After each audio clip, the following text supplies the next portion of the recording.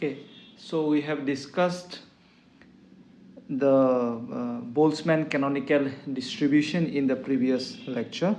So where we have seen that how can we find out number of particles for a given energy state, and then we have talked about the partition function and related topic which we had discussed in the previous video.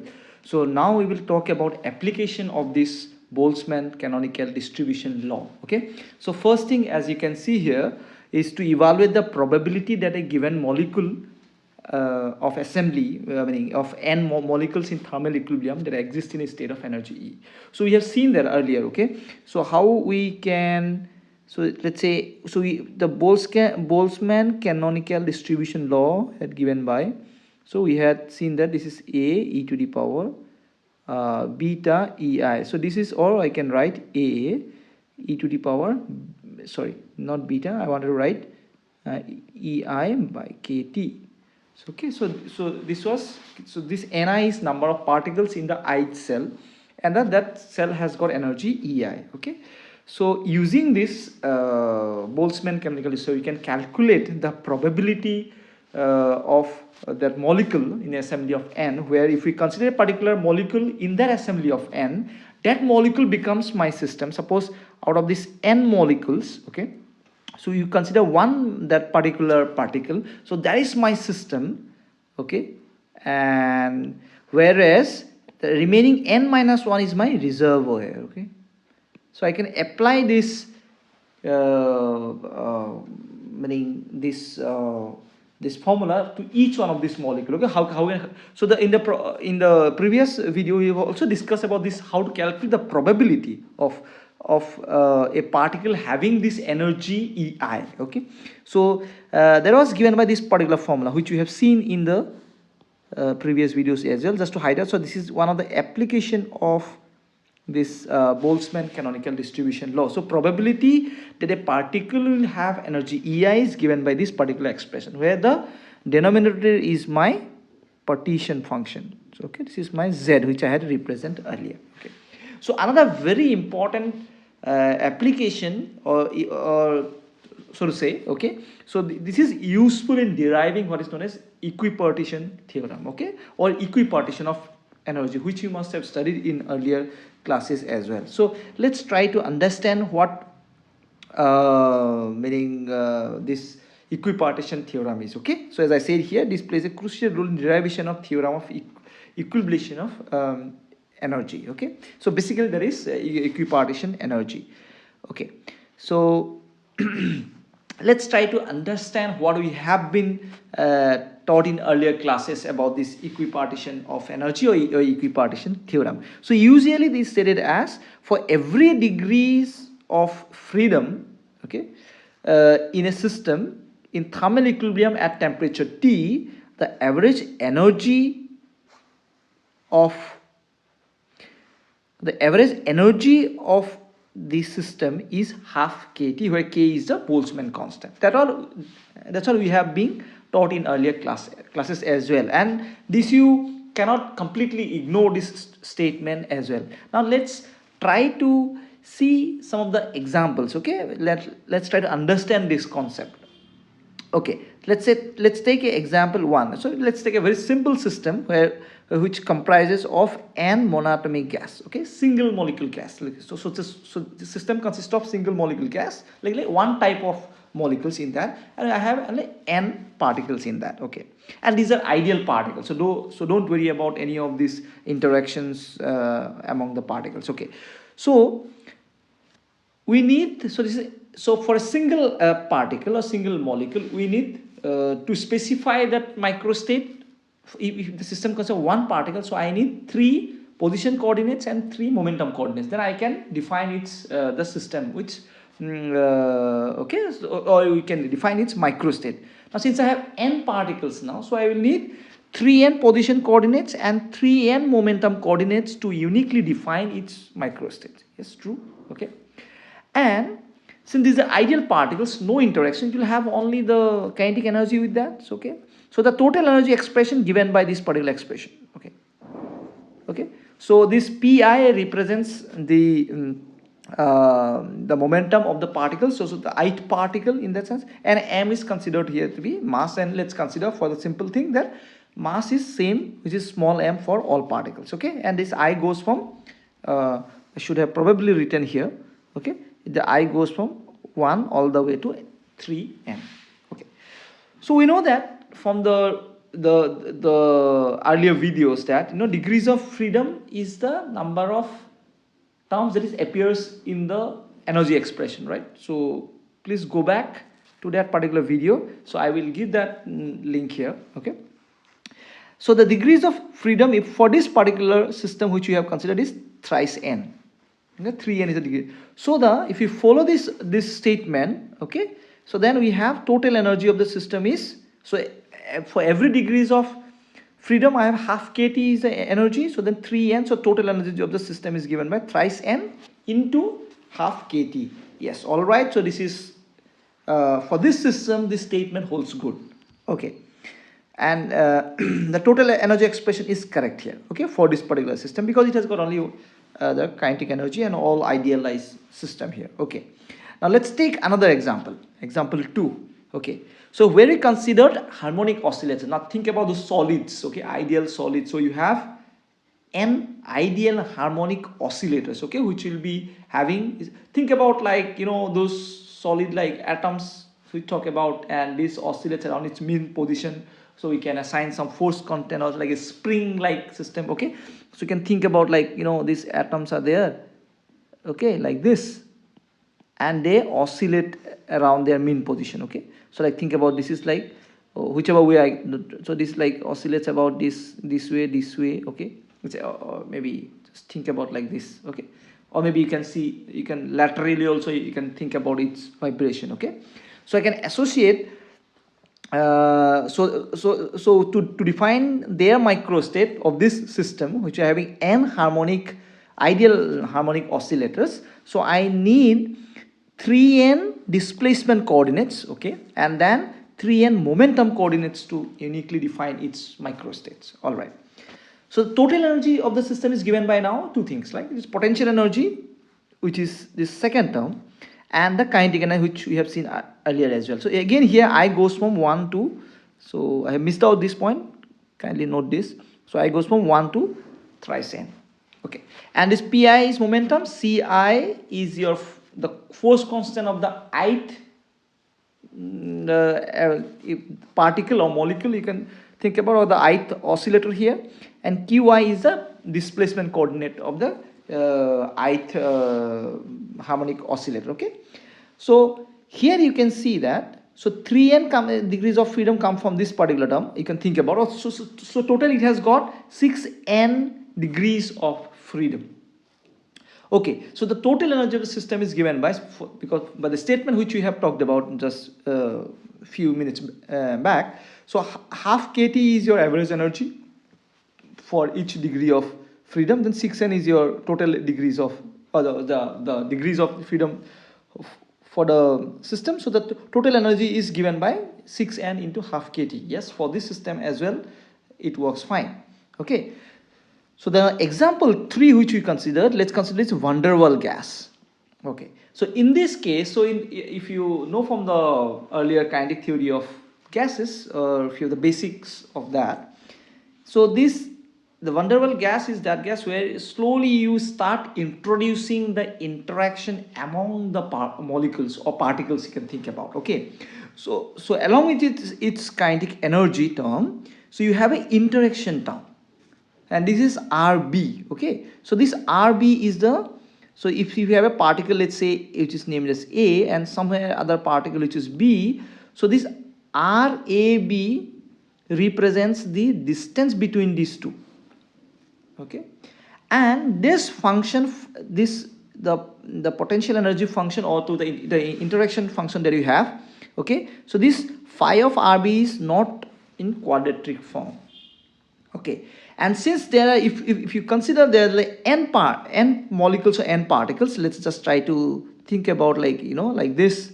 Okay, so let's say it will go all n terms. So if you consider this particle 1, then it will have an interaction term with this particle number 2, number 3, number 4, number 5, number 6, number 7, right? So each one will have interaction term with all these term. So for first particle, okay, so if I have n particles, I will have n1 minus interaction term, isn't it? And since I have n particles, so I have to calculate these n1 terms for each particle. So then I have to so total number of total number of interaction terms will be n into n minus 1.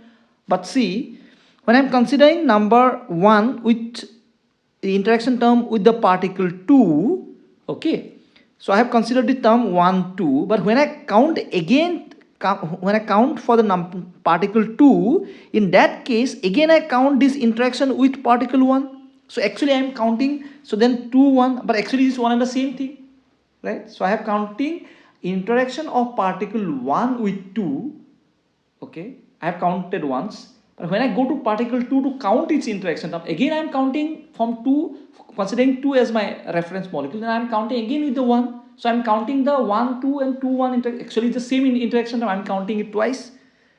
Okay, so then, so twice will be for each and every atom. So that's what I have to do. I have to do a half here. So I will have this many interaction terms in this phi of RAB. Okay, but in this case, for this system that we have considered, the van der Waals gas, so I will have total of 3n degrees of freedom. However, the total energy of system is not given by this thrice n into half kT.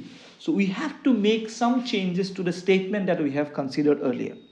Okay, so for every degrees of freedom for system is at equilibrium at a temperature T, this average energy for that per degrees of freedom is half kT. That statement we have to change. Okay, we have to make little adjustment to that.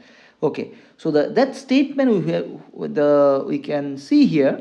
So the modified statement, for every independent quadratic term appearing in the energy expression of a system, the average energy corresponding to temperature T of the system is half kT.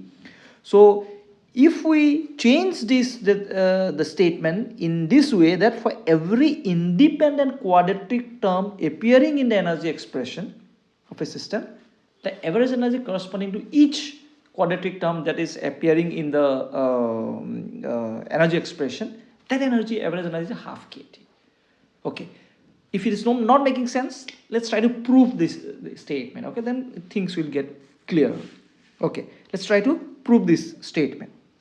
Okay, for that again we go back, we have to consider a system, and again we will get very ideal system. We will consider monatomic gas with n molecules, and there are, let's say there are f degrees of freedom. So n molecules and f degrees of freedom. So the energy expression will contain f number of coordinates, okay, and f number of momentum coordinates, right? So f number of position coordinates and f number of momentum coordinates.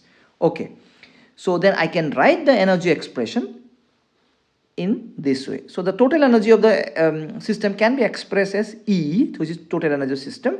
E is so this is function of, there are Q1, Q2, Q3, these are all position coordinates, whereas P1, P2 all the way till Pf, these are momentum coordinates. So there are f, so that's why we have f degrees of freedom. So okay, so this, what was the statement? So this f degrees of freedom, for each degrees of freedom we will have half kT of an average energy if there are that many number of meaning f number of we need to have these quadratic terms. Okay, so all right, so let's try to go ahead with our proof. So if let's say somehow I rearrange this expression energy E of such that, okay, so such that I can take out this particular term. So I have broken this energy expression into two parts, where the one part is this EI, which is function of only PI code. So PI is the ith momentum coordinates. Okay, so this function EI is only function of PI. So it's that. So this is and this EI is not dependent on any of this QI. Okay, so QI it's not, so it's there is this EI expression doesn't contain any term corresponding to QI. QI is a position coordinates. Okay, so to say in the simple terms, EI, this expression EI, which is a part of this total energy expression, is function of PI alone. Okay, so then if I take out that, extract that, then I will remaining that E dash function is function of remaining coordinates. So QI, Q1, Q2 all the way QF, P1, P2, then this, see here, this PI is missing. Okay, so the PI is missing. So PI I have taken out. So I have rearranged and expressed this energy expression such that one part is dependent only on PI coordinates plus the other expression which depends on the remaining coordinates. Okay, we'll see why we are doing this mathematical rearrangement. Okay, let's proceed. Okay, so the mean value of the energy we can calculate using simple statistics. These are basic statistics we must have done in earlier classes to calculate the mean of some sample data earlier. So the mean of energy EI function calculate sum of EI multiplied by this, because the probability was given by earlier, the probability of energy EI in the we have written in the few minutes back, EI is given by, so the this was beta E, then sum of e to the power beta E, right? So this is I sum over all these things. Okay, so using this PI, or you can say the probability is proportional to this e to the power beta I. Okay, so here beta is 1 by kT, which we know already. Okay, so the mean value of energy is written, or it can be found out using this expression, where the denominator is, you can write Z as well. This is partition function. Okay, so then let's treat this. So now see, these are some mathematical assumptions, mathematical arrangements, or the mathematical considerations to carry out the main physics out of that. Okay, so to understand few physics, we have to do some kind of mathematical considerations while deriving certain proof. So what happens, see, it will also have a large consequences as we discussed towards end of this equipartition theorem. Okay, so now let's consider this Q and P. These QIs, PIs are so closely spaced, okay, such that we can treat them as some continuous variables. So basically what we have to do, the summations we have to convert into integrals. Okay, then this total energy E expression, we know that it consists of two parts, EI and E dash. So EI depends only on the coordinate, which is PI, and E dash is function of other coordinates. So so what I have to do, this mean value EI that we want to calculate. So summation we have to convert it into integral. Okay, and I have to integrate over all the coordinates, because dq all the things are there. So simply I have changed the summation into integrals. Okay, and substituted for E here, EI plus E dash. Okay, and I have to integrate over all the coordinates. You see dq df all the way. Okay, and only thing is that this is EI comes here, and then down in the denominator this is your partition function, or you can just, I have converted the summation over there. Okay, so now what we will do, this EI, that this is most important part. Okay, this EI is function of only PI, coordinate PI. So I can, so what I will do now, okay, since EI is a function of P only, so E dash is not function of PI, isn't it? So and that's how we have meaning separated the E dash and EI, okay, from that function here, total energy.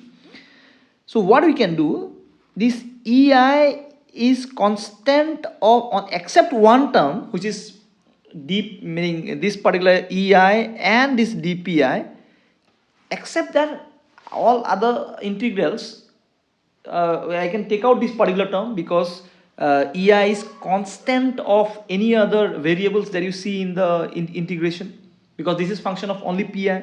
So therefore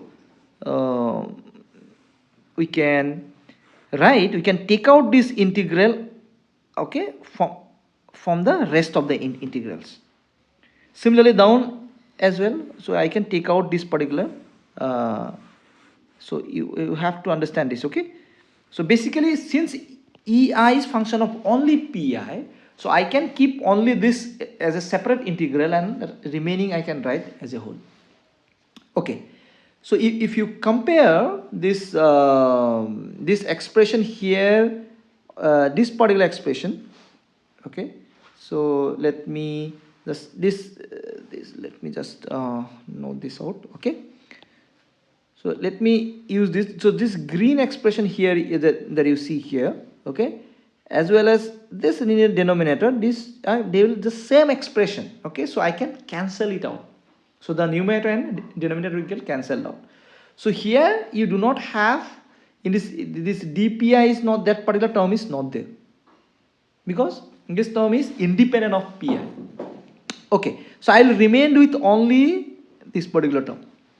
Okay. All right, so now we have to perform this integration, but however I need to get this EI, okay, because I have said that, you know, for every quadratic term that we have expressed in the statement, so now we have to consider, let's say EI is my quadratic term, okay, and which is function of PI, because we already have considered EI is function only of PI. And it has, since the quadratic, it will be pi square and with some constant b. B is my constant. Okay. All right. So if I substitute for this EI in this expression here, this okay. So I'll substitute for EI in this particular. So I'm trying to calculate average value of this EI, the energy. Okay. So if I substitute for EI, and now I will use some standard integration. Okay, which is given by this particular formula, okay. So basically this is simple maths, okay. So you have to use this particular formula and then substitute here. So in the numerator you have to use this second integral, number 2 integral, and in the denominator you can use this first integral, okay. So which is pi by a and all these things. So let's try to write this probably, okay. So on the denominator you will get, so x square, so b is constant in that case, okay. So b is constant and here it will come out on top.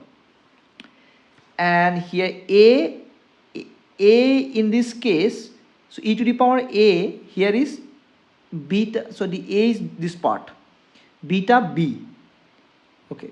So half pi will come, so a is what, your beta b, like this, okay. So this is in the denominator, sorry, so this is in the numerator, okay. And down it will be, so I will write as reverse of that, okay. So let me just make it small, probably.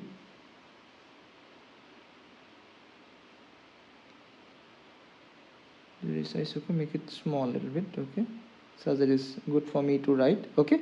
Okay, and then in the denominator we will have, so I'll write reverse of that, okay, sorry. So I will write, so this is pi by a, if I write it reverse, it will be a by pi. So a will be here again beta b, and down it will be pi, okay. So pi will get cancelled out. I have here b, this is half.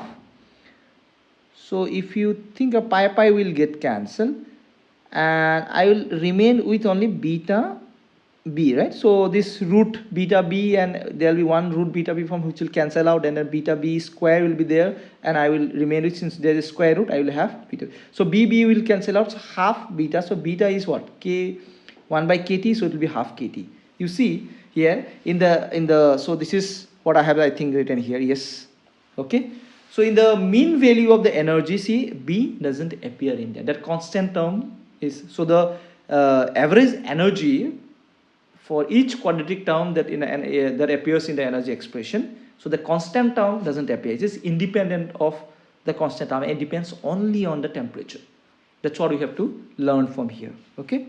Moreover, we have some more things to note down here.